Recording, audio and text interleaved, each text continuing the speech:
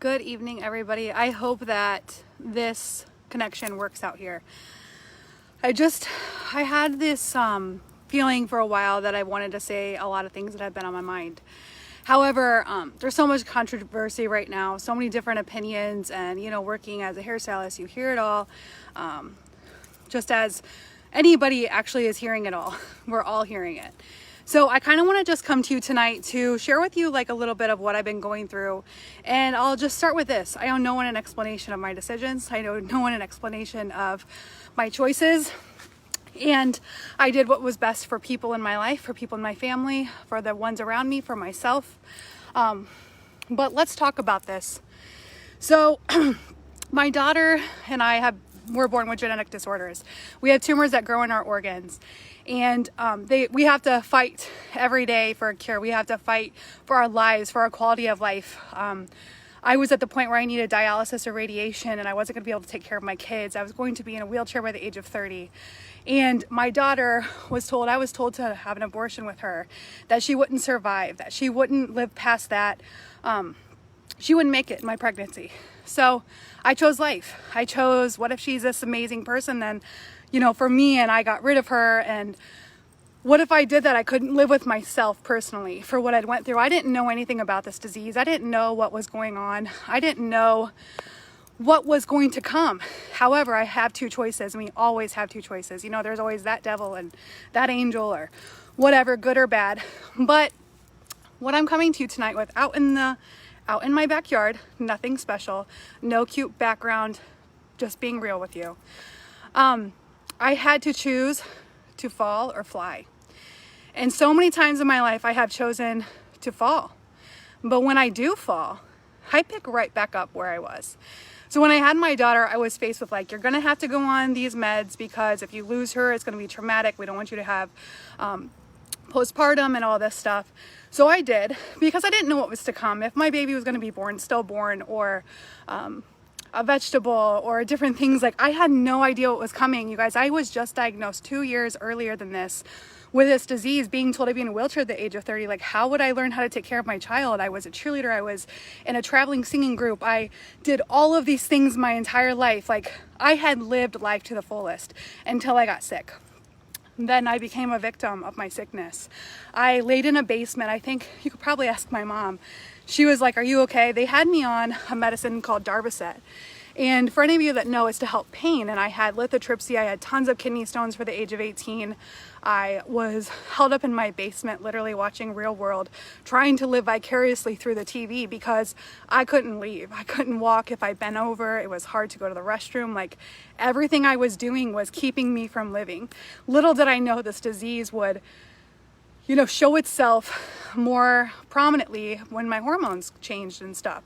So for me, that's when I realized, what's happening? I'm going to have these kids. I can't take care of them. My husband at the time, I was like, well, should we just have dogs and travel? What should we do? What we're faced with. And when my daughter was born, she started having seizures and passing out, and we had to do the sleep apnea test. And my whole life, I was traveling to Canada to get meds for my child, not going to Windsor and having fun. My whole 20 to 25 was spent in the hospital, either with her, myself, and then I got pregnant for my son. We had to check him in utero. I was also told do not have him. The risk is high because it's a 50-50 chance. It's 1 in 6,000 live births, okay?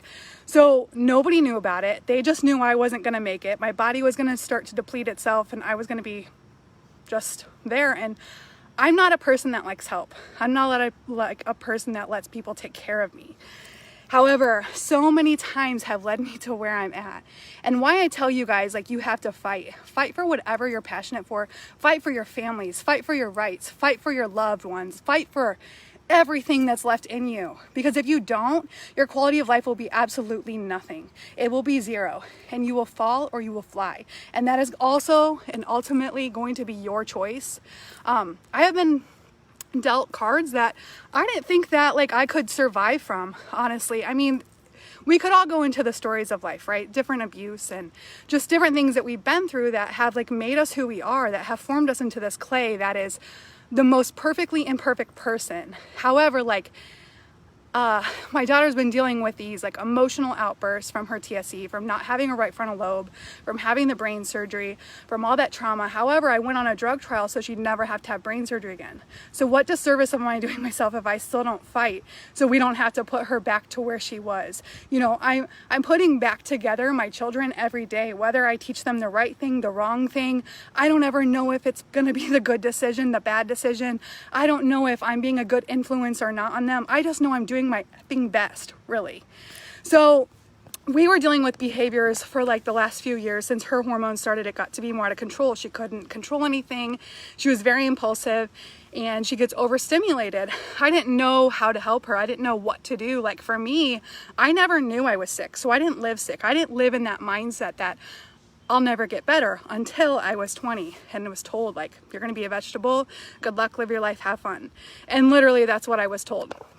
So moving forward, my daughter in June threatened to, you know, really hurt herself. And it was to the point where she had told a couple people and I had to do the hardest thing I've ever had to do in my life. Like when Rain had brain surgery, I thought, okay, this is hard. These doctors are going in here, they're looking for these lobes. It's like 3-week long process. She has to have enough seizures, so we have to take her off her seizure meds to make sure she has enough to get this lobe removed. And here I am, you guys, in the middle of the coronavirus, getting back to work as a hairstylist. I've been off for 2 months and I have to send my daughter to Youngstown, which is 3 hours away, to a rehab facility, to a psych ward. I had 2 choices. I had to fall or I had to fly. I didn't know what was going to happen. How do you see your way out of that darkness? How do you see your way out of sending your firstborn child, the girl that you have fought your life for and fought your life so she doesn't, you know, I went on those drug trials to make sure that like I was paving the way for other families to not go through what we went through, paving the way, fighting as hard as I could, not knowing what the outcome was, but I had to fly. I have had to fly. So many times my wings have been broken, like so broken. But I want to tell you something. They told me she'd stay there a week and she'd get rehab and she'd get some help. And at this time I have my niece, right? I have my son who's scared to death. People are terrified. Like, what do we do? How do we help her? We help her by letting her go. We let her go get the help she needs. When I sent her to get that help, they called me a couple days later and said, hey, we're switching her on this medicine so she won't go manic and we're sending her home. And you guys, I was terrified to have my child in my house. I was terrified for her to hurt herself, to sleep, to be that present mom, but not live in fear. I know that we've all been in here some way in our life that we've been afraid, and we've been afraid to fly because we know that failing is so much easier when we can ignore what's going on. But I couldn't ignore this. I can't let my entire family fall because I didn't fly. So, you know, I've been thinking about this and I thought about being honest about this and I thought about telling my truth and telling what's been happening. And it was hard. I worked 12-hour days for like 5 to 6 days a week and I said, okay, enough, Brooke.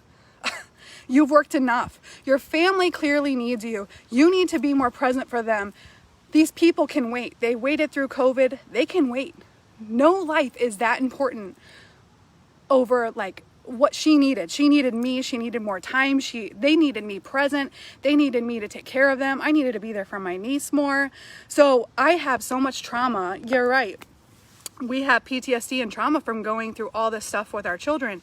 But you know, when I left what they put on that paper, and it made me really sad. And I'm not going to get political and I don't need any opinions, but they put COVID-19 as a reason for her behavior. But let me tell you how many years she's been on these medications, how many years we've been in Help Me Grow, how many years we've been on IEPs, how many years we've had numerous counseling appointments for behavioral health, and how she has ADD and ADHD and all this stuff. But because they put COVID on there, they got more money, and that really upset me. It upset me enough that I just stayed quiet. COVID is not the reason that my daughter has a mental illness. TSC is the reason she has a mental illness. We have been fighting that since she's been born. And a lot of this is going misconstrued. And you know what? We're both on immunocompromised medications. We both need to stay safe. We both need to care about our safety. But that broke my heart when I saw that. Because they're using these situations, you know, in my eyes, for their benefit when they don't know the story. They didn't know Rain. They weren't her TSC clinic. They didn't see all the trauma she's went through. They didn't see all the medications she's tried and hasn't worked.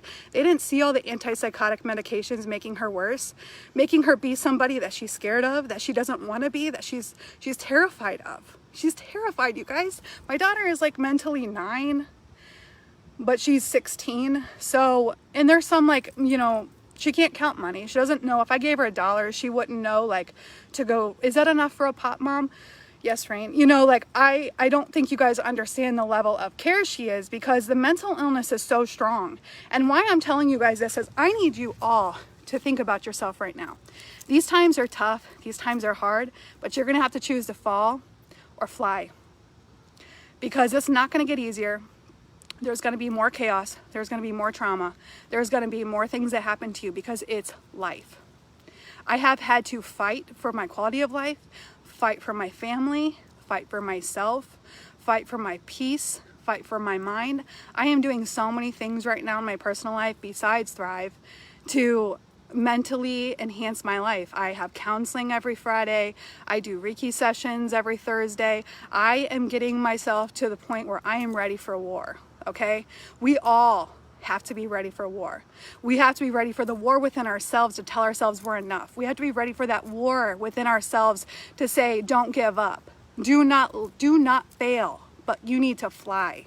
Because people need your wisdom. People need your experience. People need to know that this is happening. And people need to know that you're strong and you're brave and you are worthy. And not enough people think that. And I was listening to that Lauren Daigle song today. You say I am strong when I think I am weak. And that is so true. How many times have we thought we're so weak we can't go another day, we can't get out of bed? You guys, when that happened and I had to send my daughter off and I couldn't go visit her because of the coronavirus, I felt like she's so alone, so alone. And I can't be there for her.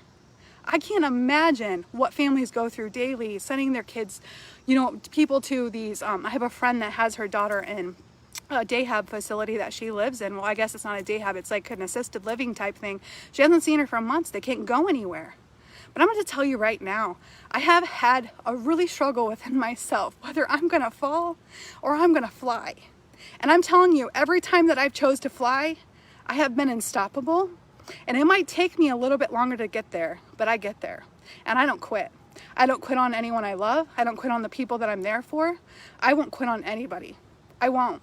Because you know why? You need me. I'm your light. You are light in somebody else's eyes. So start acting like it. Start choosing to fly. Stop failing, because it's not getting you anywhere further than where you are now. I'm telling you, I have been to the darkest, deepest place in my mind. I didn't leave my house for months. I didn't play with my kids at the park. I missed out on so much. But being that workaholic fed me nothing. It fed me an empty life. I came home and I'm like, there's nobody providing for them. Now I'm down to 2 to 3 days a week, and guess what? My mental health is great. I'm really circulating everything what's going on. I'm feeling where my strength is coming from, and I'm realizing, you know what? I'm choosing to fly. I'm gonna fly because they need me to fly. Because maybe they're weak right now. Maybe they don't have enough strength, but guess what? I can be that for them because I'm not pouring from an empty cup anymore. I'm not letting people tell me just because that something happened that that's what it is. I'm making my own assumptions from my experiences and my own experience. And from that comes wisdom. I've been through a lot of stuff. We've all been through our own things. We've all been through struggles we've been through in our life with our families, our friends, our loved ones. But we grow from it. You need to grow through what you go through, always. So I'm out here by the trees showing you this nature, showing you this love of life, and these have withstanded storms. We're all trees. We can withstand that storm. So whatever you're going through now, if you're locked up in your house, if you're not, get your mind right. Check yourself. Listen to motivational speeches. Listen to books. Listen to things that encourage you as a person to be better. Because in all reality, nobody is going to get through this if you're not thinking clearly. If you're not thinking, you know what, how can I rise above this? I can't fight a virus. Like, let's be real, okay? I can wear a mask and stuff, but if I get it, I'm going to get it. That's how I feel. But you know what I'm going to do? I'm going to fight and I'm going to get better. And it's going to be okay. And I'm going to be able to tell the next person, this is what I had. This is what I went through. And I fought. So nobody give up on yourselves. You all have a purpose in this life. You all are worthy and you all are enough. And right now is when you have to choose to fall or fly. And I hope you all choose to fly because you all deserve the best.